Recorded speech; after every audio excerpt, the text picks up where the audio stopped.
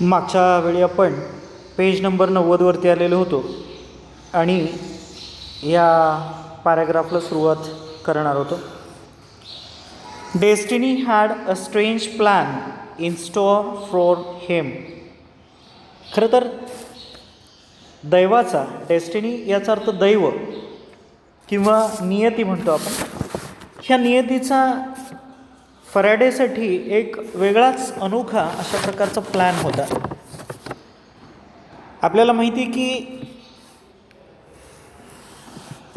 Michael Faraday यांना असं वाटत होतं की हम्फ्रे डेव्ही यांनी आपलं मेंटॉर बनावं, मार्गदर्शक बनावं, परंतु ते काही सफल होत नव्हतं. A few years later a chemical explosion happened inside Davy's lab. A few years later, काही वर्षानंतर असं झालं की डेव्हीची जी लॅब होती, डेव्हीची जी प्रयोगशाळा होती, त्या प्रयोगशाळेमध्ये एक केमिकल एक्सप्लोजन झालं. म्हणजे ज्याला आपण रासायनिक स्फोट म्हणतो, केमिकल रासायनिक, हा रासायनिक स्फोट घडून आला. आणि ही वॉज टेम्पररली ब्लाइंडेड. आणि हम्फ्रे डेव्ही हा तात्पुरता अंध बनला. म्हणजे त्याला थोडंसं आंधळेपणा आला, ब्लाइंड, आंधळेपणा. आणि टेम्पररली याचा अर्थ तात्पुरता, ज्याला आपण काय म्हणू की कायमस्वरूपीचा नाही, पण तात्पुरता त्याला आंधळेपणा आला. He now needed an assistant. Now he needed an assistant with an excellent memory to help him. When a chemical explosion happened inside Davy's lab, at that time he was temporarily blinded, so that Humphrey Davy needed an assistant having an excellent memory to help him. खरं तर ह्यावेळी Humphrey Dewey ह्याला एका असिस्टंटची गरज होती. Assistant याचा अर्थ सहाय्यक, सहाय्यकाची गरज होती. कशासाठी? तर त्याला लॅबमध्ये मदत करण्यासाठी, त्याचे जे प्रयोग चाललेले होते त्या प्रयोगांमध्ये मदत करण्यासाठी एका ॲसिस्टंटची त्याला गरज होती. आणि तो ॲसिस्टंट खरं तर एक्सलंट मेमरी असलेला असायला हवा होता. एक्सलंट याचा अर्थ उत्कृष्ट, आणि मेमरी म्हणजे स्मरणशक्ती, म्हणजे ज्याची उत्कृष्ट अशी स्मरणशक्ती आहे आणि जो त्याला प्रयोगशाळेमध्ये मदत करू शकेल अशा एका सहाय्यकाची त्याला गरज होती. He was reminded of Faraday and decided to hire him as his secretary. आणि मग हम्फ्रे डेव्ही ह्याला आठवलं की फॅराडेनं एकदा विचारणा केलेली होती की मला तुमच्या लॅबमध्ये काम करायचं आहे किंवा मला तुमचं मार्गदर्शन हवं आहे. आणि मग त्याला हे आठवलं आणि त्यानं ठरवलं की त्याला काही मानधन देऊन आपला सचिव म्हणून त्याला नेमावं. सेक्रेटरी या शब्दाचा अर्थ आहे सचिव. Dewey never believed Faraday could do anything in the field of science going by his social status and education. Humphrey Dewey यांना कधीही विश्वास वाटत नव्हता फॅराडेबद्दल की फॅराडे ह्या विज्ञानाच्या क्षेत्रामध्ये काहीतरी चांगलं करू शकेल.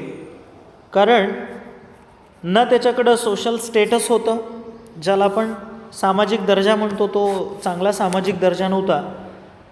त्याचबरोबर त्याचं शिक्षण पण तेवढं झालेलं नव्हतं मायकेल फॅराडे याचं. आणि म्हणून तो या सायन्सच्या क्षेत्रामध्ये, विज्ञानाच्या क्षेत्रामध्ये फार काही करू शकेल असं डेव्हीला वाटत नव्हतं. He therefore dismissed Faraday's aspirations and advised him to stick to book binding. आणि म्हणून फॅराडेचं जे काही इच्छा, आकांक्षा होता, ॲस्पिरेशन्स, ह्या त्यांनी डिसमिस केल्या, संपुष्टात आणल्या आणि त्याला सल्ला दिला, advised to stick to book binding. त्यानं मायकेल फॅराडे यांनी पुस्तक बांधणीच्याच क्षेत्रामध्ये कार्यरत राहावं, काम करत राहावं अशा प्रकारचा सल्ला पण दिला वरून. But Faraday was relentless. He worked day and night and learned as much as he could about Davy's experiments. परंतु अगदी रात्रंदिवस तो त्या लॅबमध्ये काम करत राहिला आणि त्यानं डेव्हीच्या काही प्रयोगांबद्दल बरीच माहिती मिळवली. डेव्हीज एक्सपेरिमेंट्स प्रयोग.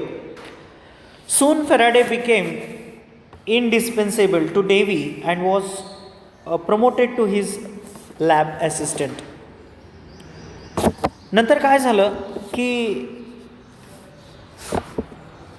डेव्हीला पूर्णपणे ह्या फॅराडेवरती अवलंबून राहावं लागलं आणि फॅराडे ह्याला डेव्हीनं थोडंसं प्रमोशन दिलं, वरील हुद्दा दिला आणि त्याला लॅब ॲसिस्टंट म्हणजे प्रयोगशाळा सहाय्यक ह्या पदावरती नेमलं.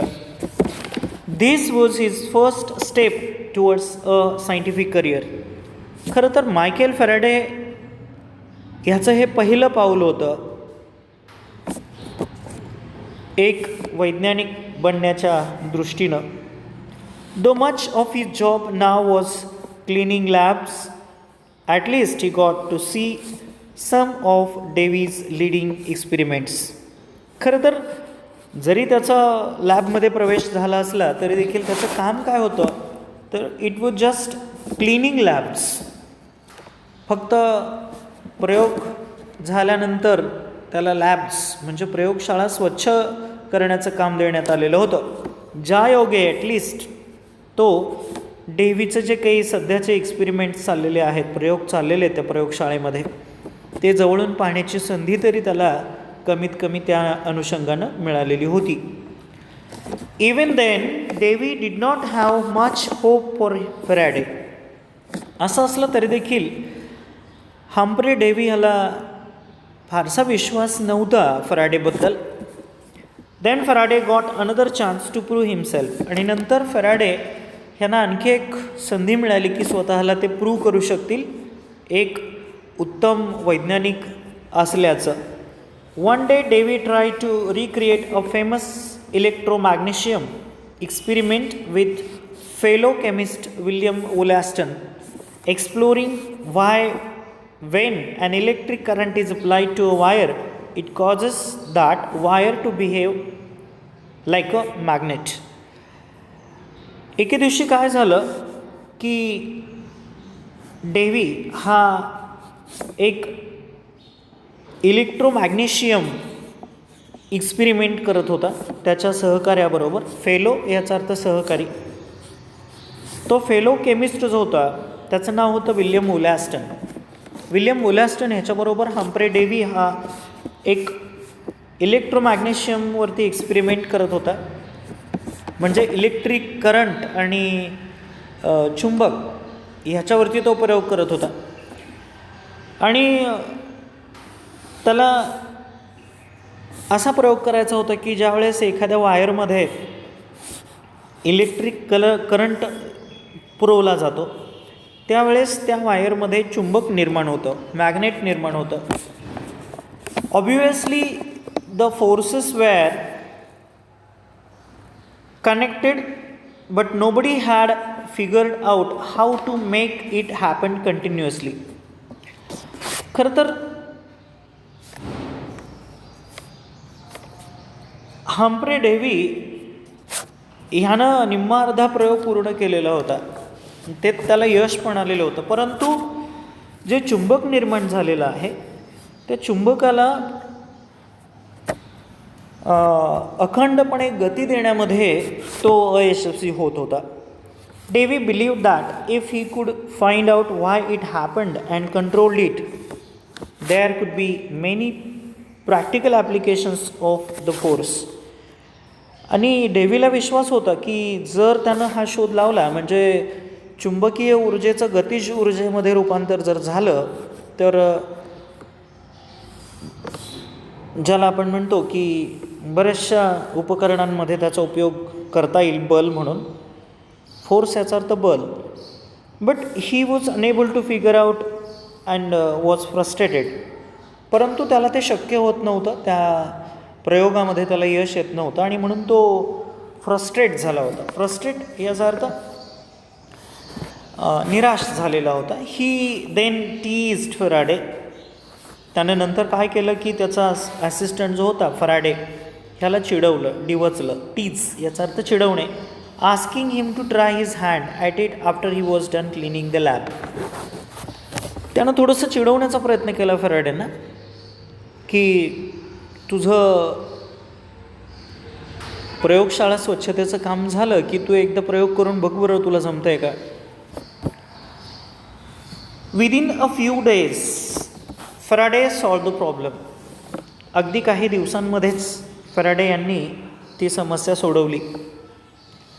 In fact he went further. एवढंच नाही तर तो त्याच्याही पुढं गेला. And the result was the first induction motor. आणि त्याचा परिणाम म्हणून त्याच्या हातून पहिली विद्युत मोटरची निर्मिती झाली, which converted electrical current into continuous mechanical motion. की अशी मोटर त्यांनी तयार केली की ज्या मोटरला इलेक्ट्रिक करंट दिल्यानंतर तिच्यामध्ये गतिज ऊर्जा निर्माण होईल, ती फिरू लागेल, म्हणजे कुठलाही खंड न पडता ती मोशनमध्ये राहील, फिरत राहील. The induction motor was spurred a revolution.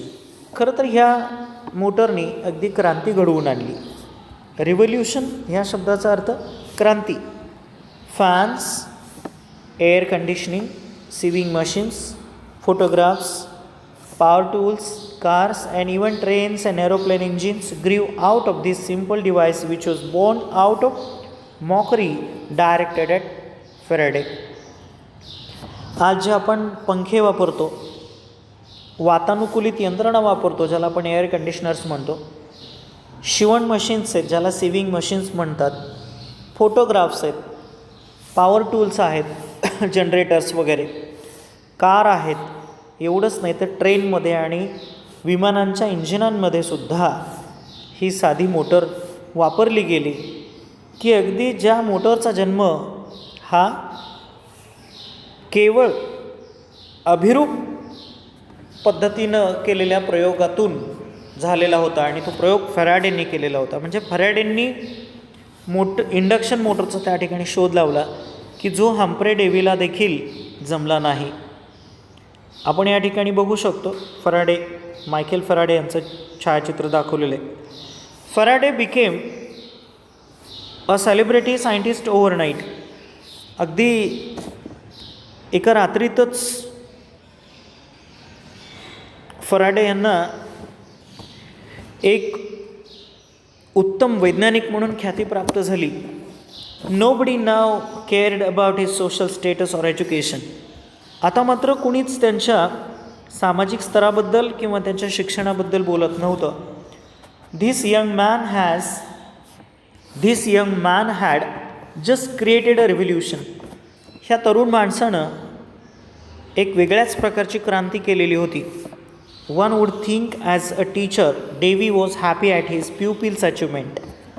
आणि मग एखाद्याला असं वाटेल की एक गुरु म्हणून, शिक्षक म्हणून डेव्हीला आपल्या विद्यार्थ्याच्या संपादनाबद्दल अप्रूप वाटायला पाहिजे होतं. अचिव्हमेंट ह्या शब्दाचा अर्थ आहे संपादनूक किंवा यश. प्युपिल विद्यार्थी, शिष्य. But in reality he was jealous. परंतु वस्तुस्थिती अशी होती की डेव्ही हा अतिशय जेलस स्वभावाचा होता. जेलस याचा अर्थ तिरस्कार करणारा, द्वेष करणारा. त्याला फॅराडेबद्दल द्वेष वाटायचा. People started telling Dewey that of all his discoveries the best was Faraday himself. लोक डेव्हीला अशी सांगायची की तुम्ही जेवढे सगळे शोध लावले ना त्यातला बेस्ट शोध म्हणजे फॅराडेंनी लावलेला. दिस मेड हिम इवन मोर जेलस. आणि असं लोक म्हणाल्यानंतर त्याला आणखीच त्याच्या मनामध्ये फॅराडेबद्दल द्वेष निर्माण व्हायचा. An angry Davy gave Faraday an impossible task to keep him out of his way. आणि म्हणून रागावलेल्या डेव्हीनं असं ठरवलं फॅराडेला एक कठीण काम दिलं, अशक्य असं काम दिलं की जे काम त्याला त्याच्या प्रयोगांपासून दूर ठेवेल. He handed him a piece of Bavarian glass. त्यानं मायकेल डेव्ही ह्याच्या हातामध्ये मायकेल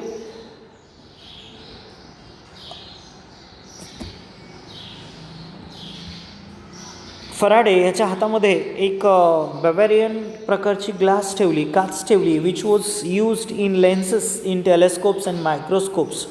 सूक्ष्मदर्शक आणि दुर्बिणींमध्ये वापरली जाणारी ती काच होती, लेन्सेस म्हणून वापरली जाणारी. And asked him to reverse engineer it. तशाच प्रकारची काच बनवायला त्याला सांगितलं. Bavarian glass was manufactured by secret complicated process and Davy knew that with the equipment available in the lab, Faraday would never be able to accomplish the task. आता ही जी Bavarian प्रकारची काच होती ती डेव्हीला माहिती होतं की ती जी बनवली जाते, मॅन्युफॅक्चर म्हणजे बनवली जाते, ती काही सिक्रेट कॉम्प्लिकेटेड प्रोसेसने बनवली जाते. म्हणजे जी काही गुंतागुंतीची प्रक्रिया आहे जी की त्यानं सिक्रेट ठेवलेली होती, गुपित ठेवलेली होती.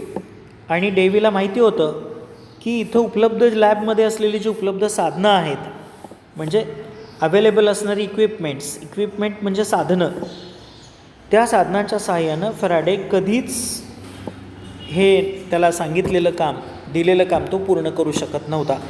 अकम्प्लिश म्हणजे पूर्ण करणं, म्हणजे त्या उपलब्ध असलेल्या साधनसामग्री मधून त्या लॅबमध्ये फॅराडेला कधीच ती काच बनवता येणार नव्हती. हे अगदी डेव्हीलाही माहिती होतं. This piece of glass became significant thing in his life. आणि म्हणूनच हा काचेचा तुकडा त्याच्या आयुष्यामध्ये फार अर्थपूर्ण असा बनला. Faraday had never give up attitude and he respected Davy. फॅराडेनं कधीच त्याचा अभिरुची त्यानं कधीच सोडलेली नाही ह्या प्रयोगांमधली. तो नेहमी डेव्हीला रिस्पेक्ट द्यायचा, आदर द्यायचा. So he accepted the assignment. आणि म्हणून त्यानं ही नेमून दिलेलं काम स्वीकारलं. Despite knowing that it would be very difficult. खरं तर त्याला माहिती होतं की हे फार कठीण काम आहे. या लॅबमध्ये उपलब्ध असणाऱ्या साधनसामग्रीमधून काच निर्माण करणं, it is very difficult task. He toiled for 4 years with no help from Dewey.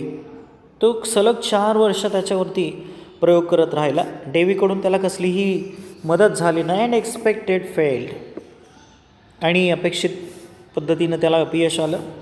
Faraday never learn the secret and this remained his first failure as a scientist. फॅराडेला ह्या काचेचं जे गणित आहे, गुपित आहे की कशा पद्धतीनं ती बनवली जाते, हे सिक्रेटच राहिलं. आणि एक वैज्ञानिक म्हणून त्याचं हे पहिलं अपयश म्हणायला पाहिजे. फेल्युअर म्हणजे अपयश, सक्सेसच्या विरुद्धार्थाचा शब्द आहे. ते कायम त्याच्या मनामध्ये सल बनून राहिलं. To remind himself of these difficult times he kept a single glass brick on his shelf as a souvenir. This would inspire him during difficult times. आणि म्हणून त्यानं एक आठवण म्हणून, रिमाइंड म्हणजे आठवण म्हणून, त्यानं स्वतःची आठवण म्हणून त्याच्या अडचणींच्या काळातली he kept single glass brick, त्याने तो काचेचा तुकडा जो की डेव्हीकडनं त्याला मिळालेला होता त्यानं जतन करून ठेवला त्याच्या शेल्फमध्ये, कपाटामध्ये. दिस would inspire him during difficult times, की त्याच्या कठीण प्रसंगांमध्ये हा तुकडा त्याला नेहमी इन्स्पायर करेल, प्रेरणा देईल. In 1829 1829 Dewey diet. डेव्हीचा मृत्यू झाला. म्हणजे ज्या गुरुनं त्याला ज्ञान द्यायचं नाकारलेलं होतं किंवा अगदीच त्याच्या प्रयोगांना कधीही त्यानं मान दिला नाही, असा हा डेव्ही 1829 मृत्यू पावला. Faraday succeeded him as head of the laboratory. आणि मग त्या प्रयोगशाळेचं प्रमुख पद फॅराडेकडं आलं. He was free to pursue whatever he liked. आता तो मुक्त होता, त्याच्यावरती कुणाची बंधनं नव्हती, त्याला हव्या त्या गोष्टींवरती तो प्रयोग करू शकत होता. And he made another revolutionary discovery. आणि म्हणून त्यानं आणखी एक क्रांतिकारी शोध लावला. ही noticed that if he moved a magnet it कुड प्रोड्यूस इलेक्ट्रिकल करंट. आणि त्यानं ह्याचा शोध लावला की ज्यावेळेस चुंबक फिरवलं जातं, त्याला गती दिली जाते, त्यावेळेस त्याच्यातून इलेक्ट्रिकल करंट निर्माण होतो. This he could now convert motion into electricity. म्हणजेच गतीच्या ऊर्जेचं रूपांतर त्यानं विद्युतमध्ये केलेलं होतं. This is how the electrical generator was born. आणि ह्यातूनच मग जनरेटरची निर्मिती झाली, जे की आपल्याकडं लाईट गेल्यानंतर आपण ज्या जनरेटरचा उपयोग करतो त्या जनरेटरचा शोध हा फॅराडे यांनी लावला. Something still use today to generate all kinds of power like dynamos and other devices. जसं की ज्याला आपण पॉवर म्हणतो, ती पॉवर मिळवण्यासाठी डायनामोसारखे किंवा इतर डिव्हायसेस जे आहेत ते वीज निर्मितीसाठी वापरले जातात. Faraday was now a legend. Faraday खरं तर आता खूप विख्यात झालेला होता, प्रख्यात झालेला होता. In 1840 he develop memory loss which continued for the rest of his life. 1840मध्ये त्याची स्मरणशक्ती गेली की जीवनभर त्याच्या पुन्हा ती परत आली नाही. But the disease did not stop him. परंतु त्या आजारानं त्याला थांबवलं नाही. ही परझर्वड तो दृढनिश्चयी होता. Starting a complicated experiment to prove that light was close related to electricity and magnesium, a novel thought in those times. परंतु एका कॉम्प्लिकेटेड किंवा गुंतागुंतीच्या ह्याच्यावरती तो प्रयोग करत राहिला. त्याला प्रूव्ह करायचं होतं की light was close related to electricity. प्रकाश हा इलेक्ट्रिसिटीशी संबंधित आहे आणि मॅग्नेशियमशी संबंधित आहे. A novel thought in those days. त्या काळामध्ये हा नवीन विचार होता. नॉवेल म्हणजे नवीन विचार, novel thought. Remember that piece of Bavarian glass Faraday had kept on his shelf. खरं तर बवेरियन काचेचा तुकडा जो की फॅराडेने त्याच्या शेल्फमध्ये ठेवलेला होता, हा आठवतं का तुम्हाला? He was determined to convert the reminder of his first major failure to an instrument of great success. खरं तर ह्याच त्याच्या पहिल्या अपयशानं त्याला पुढचे काही प्रयोग यशस्वी करण्यामध्ये प्रेरणा दिली. He use the same glass now to show that in the presence of a magnet light could be isolated into a single wave rather than spreading out randomly in all directions, a concept called polarisation. आणि खरं तर तीच glass त्यानं आत्ता वापरली या ठिकाणी हे दर्शवण्यासाठी की मॅग्नेशियमचं तिथं अस्तित्व असतं. Light could be isolated into single wave rather than spreading out randomly in all directions, a concept called polarisation. म्हणजे प्रकाश किरणं जी आहेत ती न पसरता, सगळ्या दिशांनी न पसरता एका ठराविक टप्प्यामध्येच ती पुढं जातील, ज्या प्रक्रियेला पोलरायझेशन म्हटलं जातं, ह्याच्यावरती तो कार्य करत होता आणि त्याच्यामध्ये तो यशस्वी देखील झाला. आता या ठिकाणी आपण थांबूयात आणि इथून पुढचा जो उरलेला भाग आहे पेज नंबर 92वरचा, तर तो आपण पुढील तासाला अभ्यासूयात.